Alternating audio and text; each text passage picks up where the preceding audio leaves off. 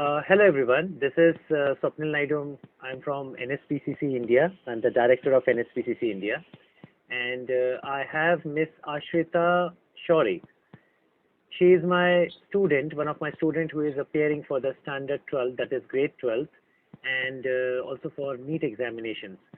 And we are going to discuss something related to this podcast. This is our first podcast, and we are trying to brainstorm between both of us, and we will really like everyone to join this. If they are interested, they can volunteerize and can give us a call after listening all these things. So Ashita, I'd like to welcome you. Let's first start with the topic that today we are going to discuss is of adversity quotient. So do you Yes. know anything about it? Adversity quotient is basically a person's ability to face situations and problems and obstacles in their life.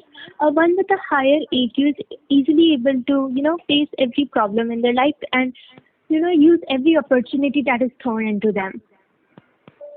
Ashita, how could you relate these things with the students right now who are studying or who are pursuing their career? And what do you believe that do these students really deserve to be successful, or they are just being pushed by their parents to be successful? It honestly depends on every type of student. Like one who's pursuing their career by their own choice, then they deserve to be successful. But one who's been, forced by their parents, they also deserve to be successful. But in the stream, they're actually passionate about. That's what I think.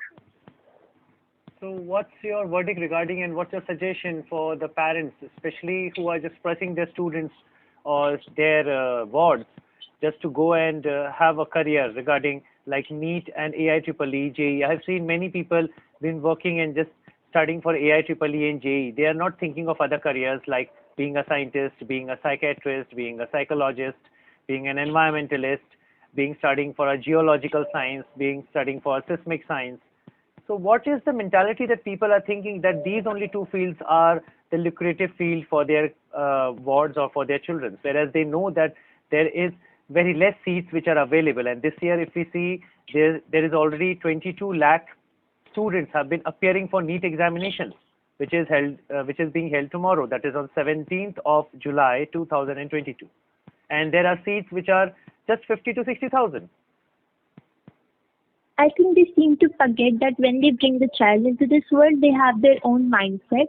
But when parents want to make their child pursue a particular career, it would only help.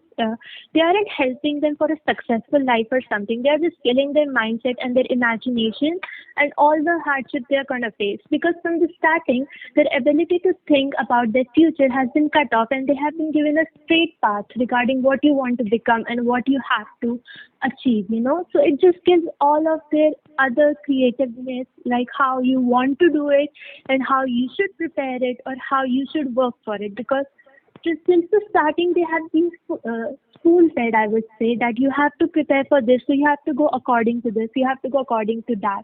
The parents think that telling the children would be make them successful in their future life, but they don't realize that it won't be successful since they are not passionate about it. They are doing it because you are forcing them, and they're thinking like, their self-thinking would be destroyed. That's my personal opinion for my guess, I guess.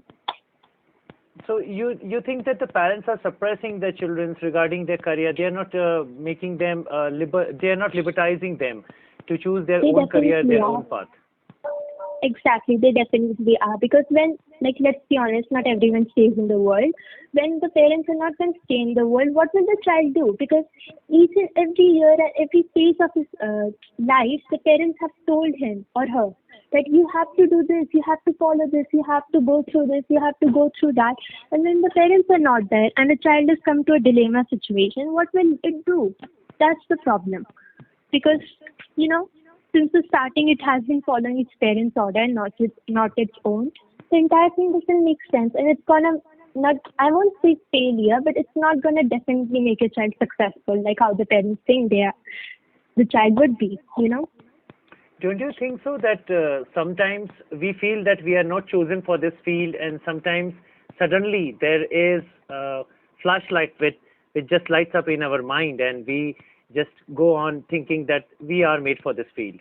For example, if I say I have never thought that being a teacher, I was being in this field by the help of one of the sir. I want to mention his name. That is Mr. Ayub Khan, and one of my neighbor, Mr. and Mrs. Rafiq. They gave me an exposure in this field, whereas I have never thought that I would come as a teacher. And there was, I think, I was not having so much experience when I started my career. But later on, when I realized it, when I went through different some children were sitting in my class, Ashita, and they were just been sitting just for the mere sake of that their parents have pushed them to go to the class and to just sit and just to learn and just to take the science. I understand that science field is having too much of opportunities, but I don't think so that other fields like commerce, arts don't have the opportunity. They also have the opportunity, but parents are not realizing that they give the liberty to the child to decide what he or she has to study. They only think that if the child is not able to study in so and so, he will not able to earn a good package, he will not get a good home, he will not get a good car, he will not have a handsome amount in his account, that's his saving account, or he might not get the good credit card, or he might not get the good girl for his entire life. Do you think all these prospects actually hamper the growth of the child, or it just helps the child to understand what are the dreams of their parents? It just helps the child to understand what are the dreams of the parents, because let's be honest, passion, if you're passionate about anything, money comes automatically. If you respect your work, work is going to respect you. If you respect the time the work needs, the time is going to respect you. And as the old saying says, time is money. So it doesn't matter what field you choose. It doesn't matter anything. What matters is if you're actually passionate about it and willing to give your 100%. When parents force their children to do something, they seem to forget that they are only forcing their entire opinion on them. They are forcing their own dreams on them. They want the child to become what they couldn't become, and that's actually wrong, because the child is its own individual, has its own mind, has its own dreams, which they seem to cut off about everything and just make them follow their dreams that they couldn't satisfy themselves. That's the problem. So my question is that if a person is not so rich, let's take an example of a poor guy, a poor parent, who are just working and just earning a little bit of amount.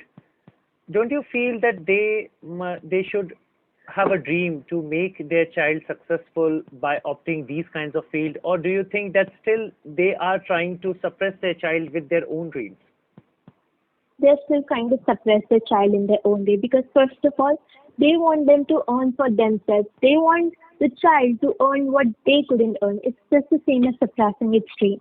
No matter what field the child takes, if it's passionate, if the child is passionate about it, if the child works for it, then the money is automatically gonna come. And then even with not suppressing the child's dream, the child will think of the parents, like the parents who supported him. That's gonna make him earn more and more for the parents. They seem to forget that. So you think that the government of India, as we are Indians, we both are Indians, we reside in India. I'm not talking about the other countries, what the other countries are going through it, or what are the education patterns about it. Don't you think so that Indians are far much brilliant and Indian children have a good IQ? As you know, we have already discussed about it today also when we were together. We were just having some words while we are having classes. That is an intelligent quotient. Then there is a social quotient. Then there is, I think so, it's a emotional quotient. Emotional quotient. And we are talking about the adversity quotient. So do you think that the intelligent quotient person, a child who is having a brilliant intelligent quotient, brilliant IQ, can just convert it into AQ also? I personally don't think so. Like, let's be honest, IQ is very important. I don't deny that. But if only the person is succeeding in the IQ, I don't think so that any other thing would be able, it would be able to increase its mindset on something else. Unless they work for it, that's different. That's very good. But then, unless they don't work for it, I don't think so they're gonna increase their AQ, you could say. Okay, so my question is a little bit personal with you. You are also doing NEET. You're also doing NEET. I just want to ask, if you are doing NEET, is it your own opinion or own decision regarding NEET, or it has been given a suggestion from your parents or from your family member? Definitely a suggestion from my family member, but just because I've been told to give me, but the field I want to be in, that would be definitely my choice, and I could use that as a motivation to succeed in NEET and MBBS. That's for sure.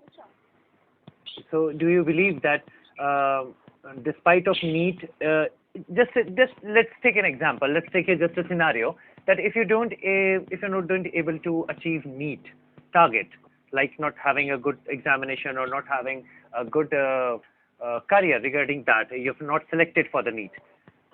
So, what is your other option which you have thought for that? What's your backup plan? Maybe they appear for a re-examination, or give a CET, you could say. CET. Okay. Yes. So, do you think that you have these two only options, or is there any other field you have already thought that if this doesn't happen at the end, if all these plans doesn't work, I should have another third plan also, plan C also. Plan A if doesn't work, I'll shift to plan B, that is CET. If the CET is not working, then I should have a plan C. So, as per your opinion, what will be the plan C which you will opt? I personally thinking of plan C. I have not been able to actually, plan it, but I have a plan C as a backup, which I haven't planned it because I'm still doing my research about it. So yes. So, I hope that you will be completing your research very soon. Yeah. So, what message exactly for today's brainstorming and today's adversity quotient you want to assert for all the children and all the parents individually, and what do you want to share your thinking on a part of being a student? As you are my student, you have been studying with me for so many years, and I know that we have a family relation also, and as you always follow me. So, what is your suggestion to all the parents and all the students how to never reach in this kind of adversity quotient? Always be in IQ and SQ and EQ, but never shift yourself from out of these three Qs to an AQ. I think so. Like, can you repeat it, please? I'm not getting Sure. that. Sure, definitely. I'm asking, what will be your suggestion to parents and for the students of your age, okay, or the coming age, the juniors, which you have been seeing in your school, my classes, and as well as that, Yeah. as we have discussed about the four IQs, that is intelligent quotient, then what do you say, like social quotient, and another one is EQ. If anyone doesn't want to get shift out of these three questions to an adversity quotient, that is the last quotient, which is a traumatized situation for a child, and even for parents also, because parents also expend their hard-earned money just to think that their child should be settled in front of their eyes if they are no more in this world. And to be very true, I admire parents' concern. But what do you think and what do you want to suggest the children, the students of your age? I'm not going to tell you to suggest to parents, because parents are much more age than you, and I believe that we should not question someone's thinking or thought process. Upbringing. Yeah. So what will be your suggestion for your age of students, which you are at right now? So basically, to all my students, I just really hope that first of all you don't fall low on the AQ situation. But just in case if they fall low on AQ situation, I'd like to suggest them that first of all, no matter what everyone others say or other tells you around or boss you around, just do what you want to do and just do what you're passionate about. And even if nobody is there to listen, just remember that one day all of this hard work will definitely pay you off. And even if you cannot do what you want to follow, or become in a situation where you cannot do it, I just hope that no matter what you do, just excel in it, don't give up, give your 100%, and always have a backup plan no matter what. Just have it and have it. Because if something goes wrong, you can always follow your backup plan. You can always follow the thing you want to do, and you can always follow the thing that you basically believe in. You could say about yourself.